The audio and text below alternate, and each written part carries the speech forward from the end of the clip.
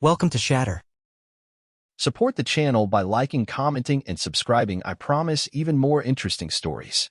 I remember the exact moment everything changed. Not with a fight, not with an affair. Just a sentence. 7 words that cracked something permanent. We were in the kitchen. Her glass of Pinot Grigio balanced loosely between 2 fingers, phone in the other hand, thumb scrolling. I was still in my work clothes, tie loosened, sleeves rolled, water running over a plate I'd been rinsing for too long. And I said it, almost casually, the way couples say things out of habit. Want to watch a movie tonight? Just us.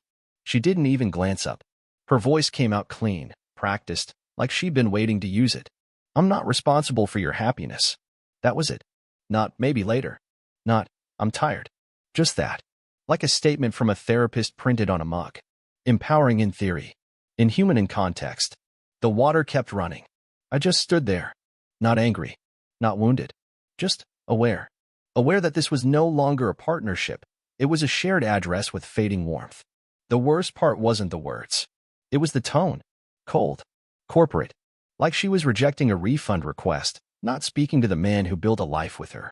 I dried my hands slowly, methodically. Didn't ask her to explain. Didn't clarify. Just left the room. That night I didn't sleep.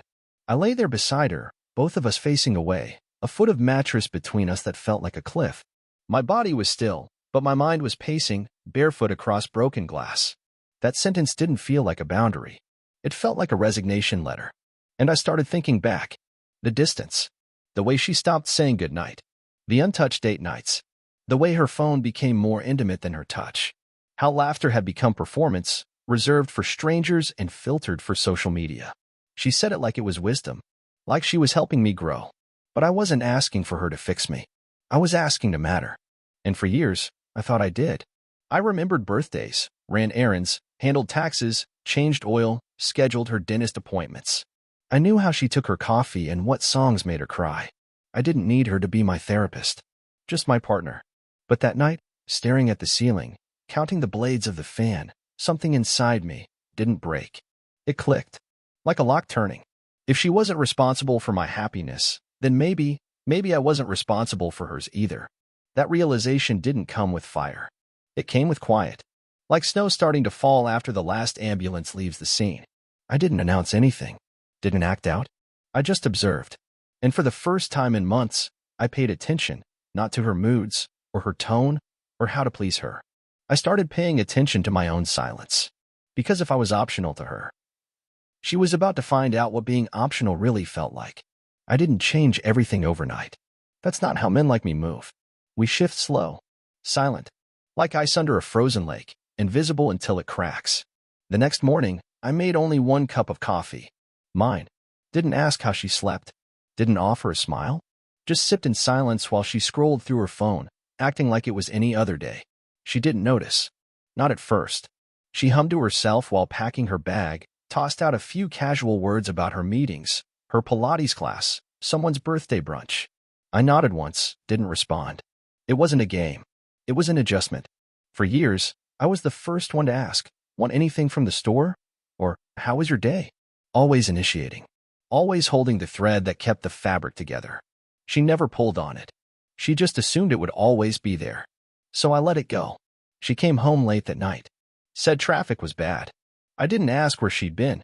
Didn't ask why her perfume smelled like a different kind of evening. Just kept reading my book. She stood in the doorway a little longer than usual. Maybe waiting for a question. A fight. A jealous look. But I didn't give her one. I was done auditioning for someone who'd already left the theater. That was the first shift. By day 3, the rhythm had changed. I cooked for one. Cleaned only my side of the sink. Folded only my clothes. Stopped covering for her when she forgot bills or missed an appointment. If she left her towel on the bed, it stayed there. She noticed eventually. Said something about the recycling piling up. I told her, calmly, that since she wasn't responsible for my happiness, I figured I wasn't responsible for hers or her wine bottles. She didn't argue. Just stood there like someone trying to process a foreign language. Because that's what detachment sounds like when you're used to control. She thought silence meant surrender. She didn't understand that some silences are loaded, built from pressure, engineered for impact. I went to bed early that night, slept deep, not because I was over it, but because I had stopped spinning my wheels. Stop trying to solve something alone that was meant to be built together. And that was the power shift. I didn't pull away in protest. I simply stopped filling the space she left behind. And like any space that stops being fed, it began to echo. It started small. She began asking little questions again. Like she forgot she was the one who let the thread unravel. Did you eat? Are you working late again? Want me to grab anything from the store? I answered each one honestly, but without color. Just the facts. Yes. Maybe. No. I'm good. There was no warmth behind my words. Not anger either. Just neutrality. And that was the part she wasn't prepared for, the absence of both heat and cold. She used to mistake my silence for sulking. Now she couldn't tell if I even noticed her anymore. I didn't stop living. I just stopped looping her into my orbit. I started going to the gym again. Took the long way home after work. Started reading more. Eating what I wanted. Sleeping deeper. And I noticed something. She lingered more. Around corners. In doorways. Not to say anything, just to exist in proximity. Like if she stood close enough, I'd eventually pull her back in. But I didn't. She tried subtle re-entry points. Wore that old green sweater she knew I liked. Left her hair down more often. Played my favorite songs when she cooked. I didn't react. I wasn't cold. I just wasn't impressed. Because I remembered the night she said she wasn't responsible for my happiness. Not in a moment of frustration, not in the heat of an argument, but as a belief. A stance. So I took that belief seriously. She didn't realize how far it would go. One Saturday morning, she came down wearing a dress I hadn't seen in months. Bright. Fitted. Intentional. She poured coffee slowly, eyes flicking toward me like she was waiting for confirmation she still mattered. She asked if she looked okay. I told her she looked good. Just that. Not great. Not stunning. Good. It landed like glass on tile. She smiled like it didn't matter. Poured her coffee. Didn't drink it. Dumped it silently in the sink 5 minutes later. That was when I knew it was working. Not out of cruelty, but clarity. I had stopped trying to win back something that had already left me. Stopped begging someone who saw my vulnerability as a weight. She once believed I couldn't be happy without her. Now she was watching me rebuild that happiness brick by brick, without ever asking for her help. And the cracks in her detachment were finally starting to show. She didn't crack all at once. Women like her rarely do. They bend in angles you don't see until they're standing in front of you, pretending nothing changed, but something in their voice shakes on the way out.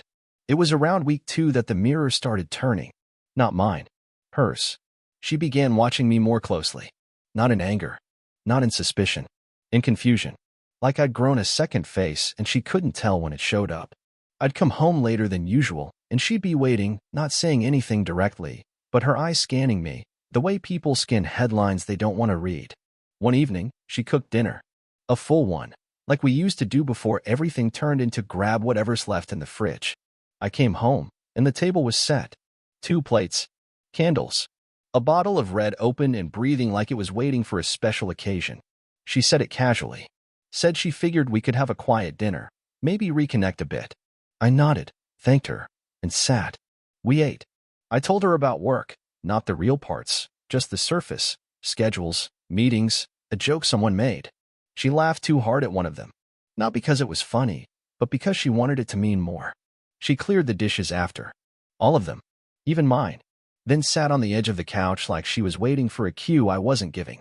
Later that night, she came to bed and slid closer than usual, back pressing gently into mine. Her breath slow, intentional. She whispered if I was awake. I didn't respond. Not to punish. To preserve. That silence told her everything she didn't want to hear. And for the first time, I felt her stillness wasn't distance, it was fear. She wasn't used to not being the one pursued. Not used to needing to work for proximity. The next few days, she started texting more. Not long, heartfelt paragraphs. Just little hooks. Hope you're having a good day. Should I wait for you for dinner? Miss you. I answered with the same energy she'd given me for months. Brief, polite, disengaged. It wasn't cruelty. It was math. The same formula she taught me, now handed back to her. And when the mirror turned, she finally saw what she looked like from the other side. You can always tell when someone starts performing. It's in the way their voice lifts half a note too high. The way their laugh rings louder in empty rooms. The way their posture shifts, rigid, perfect, overly present. She began humming around the house again. Not the relaxed kind, but the rehearsed version, like she was trying to recreate the atmosphere she'd once taken for granted. Like if she acted happy enough, I might forget she'd stopped caring long before I stopped reacting. She asked if I wanted to go for brunch one Sunday. Said there was a new place with great reviews. I told her I'd already eaten. I hadn't. But the idea of sitting across from her, pretending we hadn't silently dismantled what we once called a marriage, I couldn't do it. Not for eggs and sunshine. That afternoon, she went anyway. Dressed up. Posted a filtered photo of a table set for one. Captioned it, Self-Love Sundays. But her eyes told a different story. They weren't soft. They were scanning. I didn't like the performance. But I understood it. I used to play that part too. The next week, she started trying a new approach, vulnerability, wrapped in just enough hesitation to feel calculated. She told me she missed how things used to be. That she didn't know when we started feeling like strangers. I listened. Not because I wanted to fix anything, but because I needed to understand if this was remorse or strategy. It was strategy. She asked if we could start again. Clean slate. I didn't say no. I didn't say yes either. Just told her I wasn't sure what that meant anymore. Because I didn't. You can't restart something when one of you never stopped while the other already packed up emotionally and moved out. That's not a reset. That's a reenactment. She asked if I was seeing someone. I told her the truth. No. But I was seeing something: clarity. Peace. The version of myself that didn't require approval to feel alive. She nodded like she understood. But her fingers gripped the edge of the kitchen counter too tightly for that to be true. A few nights later, I found her crying softly in the guest room. Door half open. Lights off. No invitation for comfort. Maybe on purpose. Maybe just careless. I didn't go in. Not out of cruelty. But because I remembered how often I had cried alone in the same house. And how she had walked past me like I was just furniture making noise. Now the echo was hers. And the silence. Finally had a witness. It wasn't a blowout that tipped it. No cheating scandal. No suitcase by the door. Just a gradual shift. So slow it felt like weather changing, until one day you walk outside and realize it's winter, and you're not dressed for it. That's where we were now. Emotionally frostbitten, but still sharing a roof. I spent more time in the garage. Picked up the old project car I'd abandoned 2 years ago, dusted it off, ordered parts. It gave my hands something to do while my heart untangled itself quietly. The grease felt honest. The engine didn't lie. She noticed. Started checking in more. Said things like, "Do you need anything from the store?" Or, "I saw your favorite whiskeys on sale." I kept my replies short. "No thanks. I'm good." She said I seemed distant. I told her I was just tired. That part wasn't a lie. And then one night, her sister called. I hadn't spoken to Carly in over a year, but her number popped up like a ghost from a different life. I answered out of curiosity, not concern. She asked what was going on between us. Said my wife had been acting off. Panicked. Like someone trying to hold on to something they didn't realize was slipping until it was almost gone. I let her talk. Didn't interrupt. Then I told her what she probably hadn't heard. That one night, out of nowhere, her sister told me she wasn't responsible for my happiness. The silence on the other end was heavy. Then Carly whispered that she never mentioned that part. Just kept saying I'd pulled away. That I'd changed. I had changed. But only after being told my needs were mine to manage. My emotions too much. My loyalty assumed. She said she thought giving me space would make me chase her. And there it was. The truth neither of them had the nerve to say aloud. She didn't want partnership. She wanted pursuit. I hung up politely. Then sat alone on the porch for an hour, staring into the dark like it owed me answers. That's when it hit me. I wasn't angry. I was done. Not bitter. Not vindictive. Just done handing over pieces of myself to someone who only valued the chase, not the catch. And somewhere deep in the stillness, I realized I'd stepped over the edge. Not to fall, but to walk away. It was a Thursday night when she finally said it. No candles. No dinner. No build-up. Just her, sitting at the edge of the couch in one of my old hoodies, sleeves pulled over her hands like she was 12 again and scared of saying too much. She said we needed to talk. I let her. She said things had changed. I agreed. She said she missed how we used to be. I didn't answer. Then she looked up with glassy eyes and dropped it. I met someone. It didn't hit like she expected. No explosion. No raised voice. Just the hollow weight of a truth I had already assumed. A name I didn't care about. A timeline that didn't matter anymore. She rushed to explain. Said it wasn't physical. Not yet. That it was mostly texts. Late-night conversations. Said she didn't know why she did it. Maybe she was scared. Maybe she felt alone. Maybe she just needed to feel wanted again. But all I heard was the rewrite. The script where she was lost, not selfish. Confused, not dishonest. Where her choices were symptoms, not actions. I nodded slowly. Not because I forgave her, but because none of it surprised me. I told her I believed her. That it hadn't been physical. Not yet. But emotional? It had been gone a long time. She looked at me like I was the one drifting away now. And she wasn't wrong. I had spent months trying to pull her back. Tried empathy, patience, silence. I waited for her to meet me halfway. But she never moved. Not until she realized the room was empty and she was talking to her own reflection. She asked if I cared. I said I used to. She said she felt like I was punishing her. I told her I was just finally matching her energy.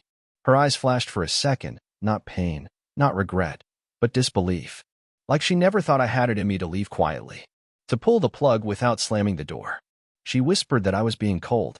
I said no, I was just done pretending her warmth still reached me. She left the room without another word. But I knew something had shifted. Not in me. In her.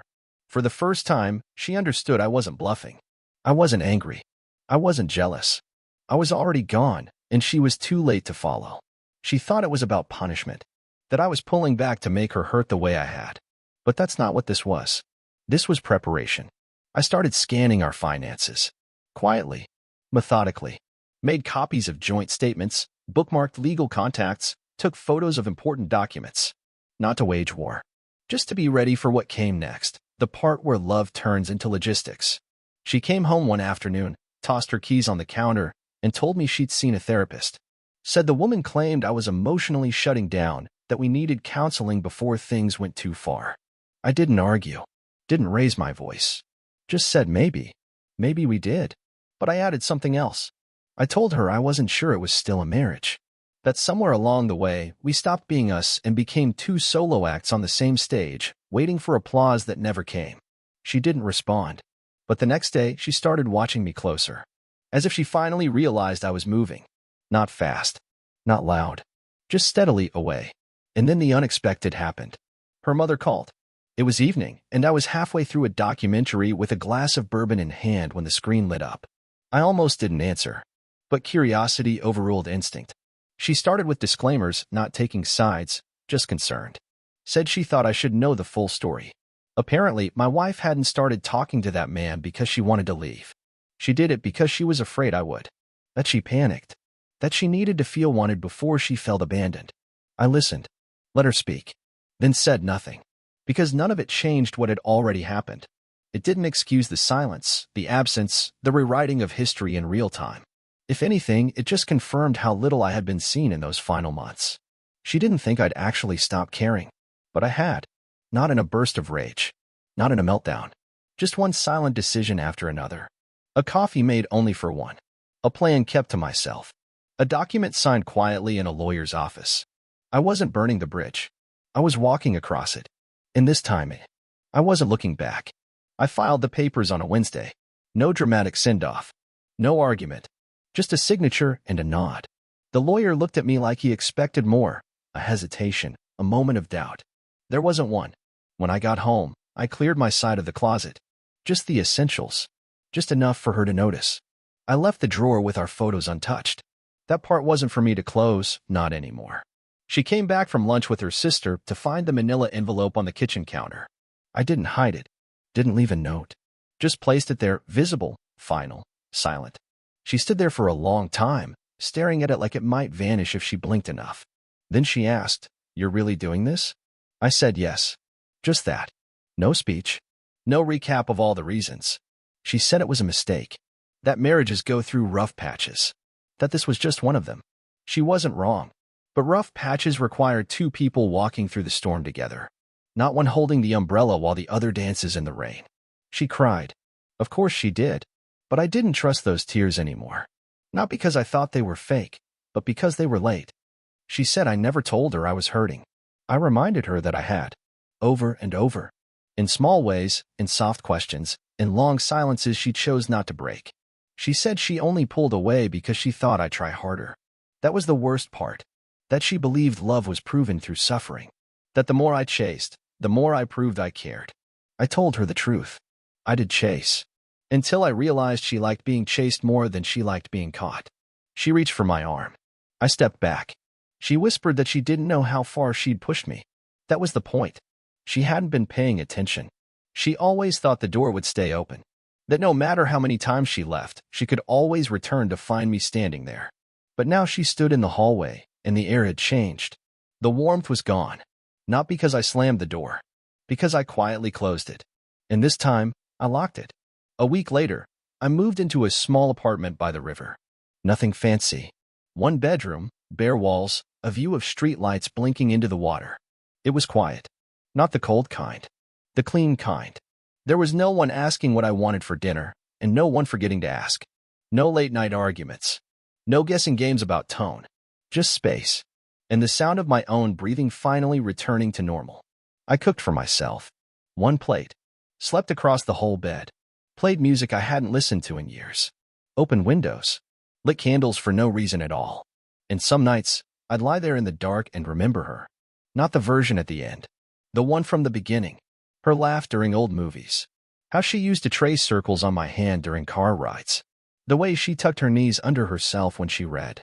But I didn't let the nostalgia fool me. I wasn't grieving her. I was letting go of the version of me who believed staying silent would somehow fix us. Then one morning, a text. She said she'd cleaned out the garage, left a few of my things by the front door, then added a line that said more than she realized. I didn't throw them away. There it was, the small echo of pride, like she wanted credit for not burning what was already broken. I replied, "Thanks.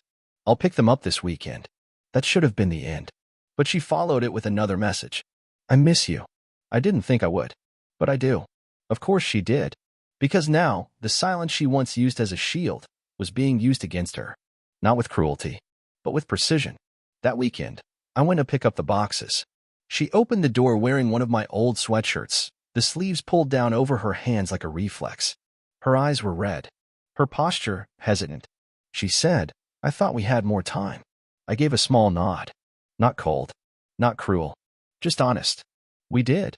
You just didn't think time would run out." She looked like she wanted to say something else, but her voice cracked, and she nodded instead. I picked up the boxes, said thank you, walked down the steps without looking back, and somewhere between the doorway and the street, I realized something. She had finally learned what it felt like to stand in the silence she created, to offer warmth and find nothing waiting, to reach out and feel the air already cold. She once told me she wasn't responsible for my happiness, and she was right. But now, she finally understood. Her happiness wasn't my responsibility anymore either. Been through it? When they crossed a line and you made sure they felt it.